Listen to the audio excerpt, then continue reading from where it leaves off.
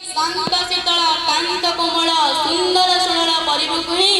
शिलास्मय प्रकृतिर रंगशाला सौंदर्यर गंताघर माधुरी मार आगर तथा षड ऋतुर सांबश्चरिक प्रज्ञाक्रमिक रस उत्सवर पीठस्थली आज रसमय परिवेश मध्य समस्त को प्रणाम जनाऊँ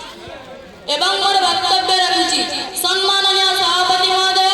वरेण्य विचारक मंडली पूज्य विभूति गुरुमा उपस्थित भद्र व्यक्ति मोर सान बड़ भाई भौणी और मोर सभापति योगीगण आज वक्तृत्व प्रतियोगिता स्वास्थ्य संपद प्रसंग उपर मत कि कहबार सुजोग मिलू मु निजक अत्यंत भाग्यशाली मन कर वर्तमान मु मोर क्षुद्र ज्ञान परिसर स्वास्थ्य संपद प्रसंग उपर मतामत रखुअछि कथारे अछि स्वास्थ्य रूपक संपद को जेबे जदिबा दुनिया रे हम दिने सम्मानित होगा थिले शांति संपद प्रतिष्ठा आसीबो अशांति को हटाई दुनिया रे सुख खेलाइबो आपण माने समस्त जानि छथि स्वास्थ्य संपद स्वास्थ्य कोन व्हाट इज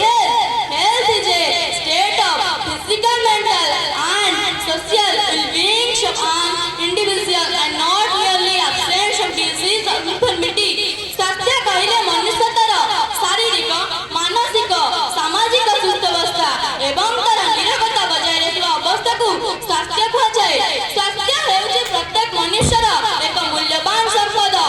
तेणु स्वास्थ्य रूपक संपद को सठिक भाव रक्षणाबेक्षण करबा आवश्यक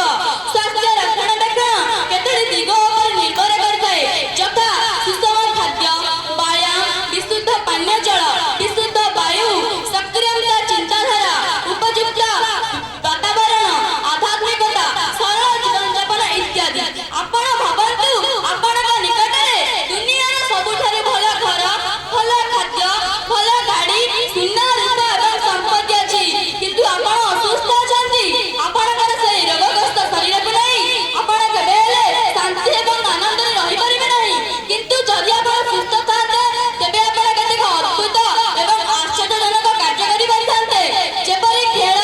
शिक्षा नृत्य संगीत एपरि अन्य शारीरिक कार्य रे पारदर्शिता देखाई परिथान्ते सेतिबे कहाଯାଇଛି हेल्थ इज वेल्थ स्वास्थ्य ही जड़े मनुष्यर एक वास्तविक संपद कारण जड़े असुस्थ लोकटी दुनिया रे सबुबेल पई अनुतप्त दुखी निरुपाय एवं चिंताग्रस्त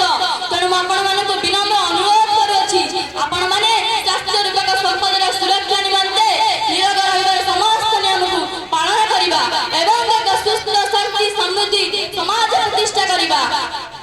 प्रतिष्ठा करिबा कथारे अछि शरीर विद्यमान